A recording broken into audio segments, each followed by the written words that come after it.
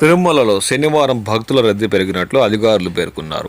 Token లేని భక్తులకు శ్రీవారి దర్శనానికి సుమారు 12 గంటల సమయం పడుతుందని వారన్నారు. వైకుంఠం క్యూ కాంప్లెక్స్లో 23 కంపార్ట్మెంట్లలో భక్తులు వేచి ఉన్నారు. శుక్రవారం మాత్రం 67,085 మంది శ్రీవారిని దర్శించుకున్నారని వారు పేర్కొన్నారు. అలాగే 24,832 మంది తలనీలాలు సమర్పించారని వారన్నారు. అదే రోజు శ్రీవారి హుండీ ఆదాయం 3,78,00,000 నమోదైనట్లు అధికార వర్గాలు పేర్కొన్నాయి.